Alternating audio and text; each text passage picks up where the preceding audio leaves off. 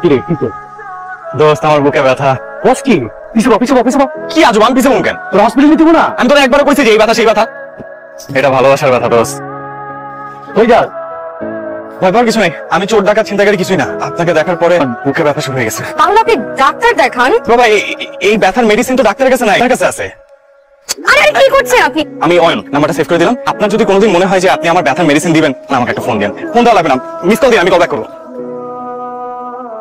আমার ফুফাতো বোনের ছেলে জয়নাল আছে না, ওই যে কয়দিন আগে বউটা মারা গেল।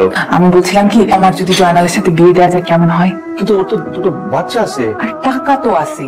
তারপরও তুমি তোমার বাবা, তোমার মতামত তোমার মতামত। আমি তো ওকে স্বপ্নের মতো দেখি, ও তো আমারই মেয়ে।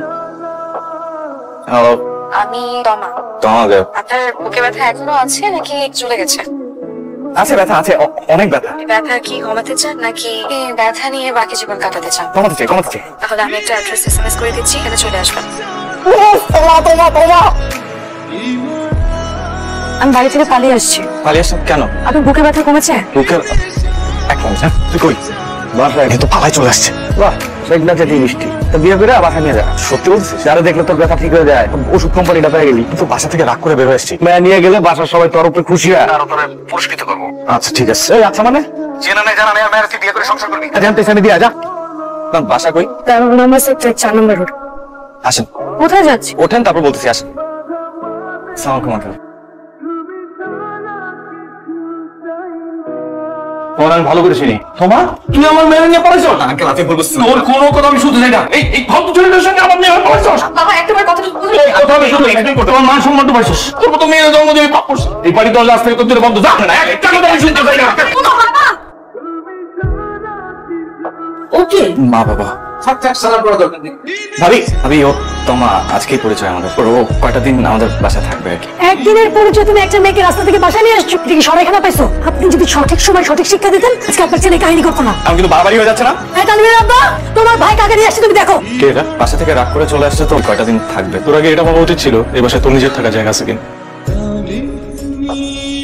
আজকাল একটা কোনো রকম আমি কাটাও। আমি চাই ফজরের নামাজের পর তুমি তো যাবে না বন্ধু। আমি থাকি বেচেলার বাসায়, দুইটা পোলা একটা মায়া বাড়িয়ালা যদি জানে কি করবো। আমি যেটা কইছি বন্ধু এটাই, তুই যাবি না।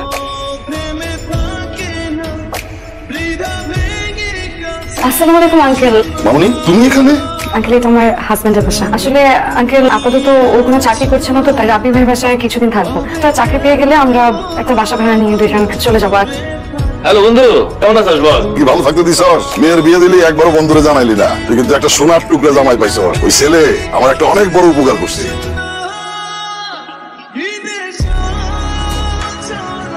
আচ্ছা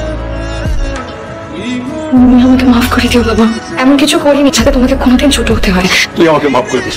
তোর বিয়ের ব্যাপারে একটা ভুল সিদ্ধান্ত নিচ্ছিলাম তোর মায়ের কথা শুনে। সেদিন তোমার কথা আমার শোনা উচিত ছিল, কিন্তু আমি তোমার কথাটা শুনে ভুল করেছি। তোমাকে মাফ করে দিও। আঙ্কেল কি বলতেছেন এগুলো? আঙ্কেল কি শ্বশুর আব্বা বলো? শোনো, এই জামা কার্ড দিয়েছি, ওই কার্ডের ঠিকানা মতো যাবা, চাকরির সমস্ত ব্যবস্থা করা আছে। এটা কিসের টাকা? বেশি জানার দরকার নাই। তুমি টাকা দিয়ে একটা বাসা ভাড়া করো, তারপরে মানুষের বাসায় কাজ করে আমরা খাবো। আর অপমান সহ্য হইতেছে না, ছাড়া থাকতে পারতেছি না। আল্লাহ দুইটা তো বিক্রি করে দিলা। তুমি ইনকাম করে আবার কিনা দিও। বাবা টাকা দরকার, আপনি আমাকে বলতেন তুই চুরি করবেন।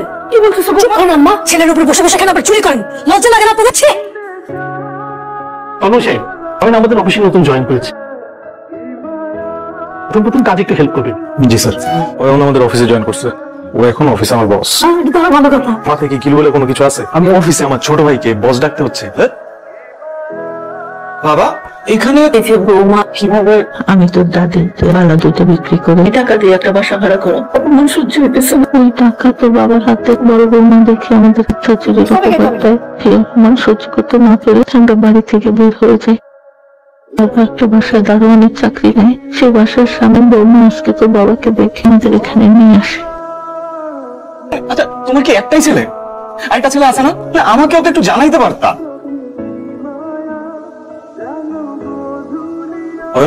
তোর সাথে আমার কিছু কথা ছিল। এক্সকিউজ মি মিস্টার তন্ময়, আপনি হয়তো ভুলে যাচ্ছেন যে এটা বাসার ড্রয়িং রুম না, এটা অফিস। ঠিক আছে, বাট আমি তো তোর বড় ভাই। যে সন্তান তার বাবা মাকে মিথ্যা চুরির অপবাদ দিয়ে ঘর থেকে বের করে দিতে পারে, সে আর যাই হোক আমার ভাই হতে পারে। আপনি এখন আসতে পারেন। কি হলো, দাঁড়িয়ে আছেন কেন? এবার তোমার বাবা মাকে একটু খবর দাও, তোমাদের বিয়ের অনুষ্ঠানটা ছোটখাটো ঘরোয়া ভাবে আমরা করে ফেলতে চাই কি? জি বাবা। আচ্ছা কি হলো কি হলো? বুকে ব্যথা। আমি ডক্টরকে ফোন দিচ্ছি, তুমি এখানে বসো। তুমি এই ব্যথার ওষুধ তো ডক্টরের কাছে নাই। জীবনে অনেক ছেলে দেখেছি, কোনোদিন কোনো ছেলেকে দেখে না এরকম বুকে ব্যথা ওঠে নাই। একটা মানুষের ভিতরে সবচেয়ে সুন্দর অনুভূতিটা কি জানেন? এই যে আপনি আমাকে টেনে কাছে নিয়ে আসলেন, এটা একটা মানুষের লাইফ সব থেকে সুন্দর অনুভূতি।